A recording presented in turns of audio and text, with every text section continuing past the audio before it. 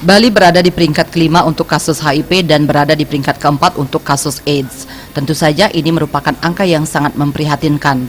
Kepala Dinas Kesehatan Provinsi Bali Ketut Suarjaya mengatakan kasus HIV AIDS ini memang paling banyak ditemukan di daerah Denpasar, Buleleng, dan Badung, tetapi tidak menutup kemungkinan kabupaten lain juga terkena penyakit yang sangat berbahaya ini. Penambahan kasus HIV AIDS tiap bulan semakin bertambah hingga mencapai angka 100 penderita tiap bulannya. Pihaknya juga mengatakan dengan upaya mencegah penyebaran virus HIV AIDS di Bali yang diperkirakan ada 26.000 kasus, akan dilakukan pemeriksaan dan pelayanan kepada masyarakat sehingga proses penularan HIV AIDS dari orang yang terinfeksi ke orang lain bisa dicegah.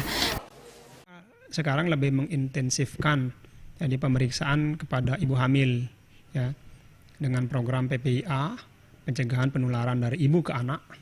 Jadi kalau kita menemukan secara dini seorang ibu yang positif di HIV, apalagi pada ibu hamil, ini dengan terapi yang ada, itu sekarang diyakini bahwa tidak terjadi penularan dari ibu ke bayinya.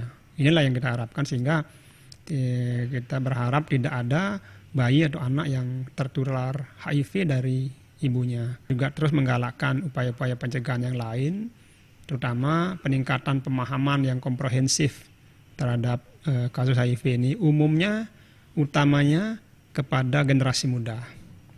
Karena dari data yang ada, kelompok umur usia produktif itu menempati ranking tertinggi pada penderita HIV AIDS ini. Ketut Suarjaya menambahkan akan lebih meningkatkan pemeriksaan terhadap ibu hamil guna mencegah penularan HIV kepada anak.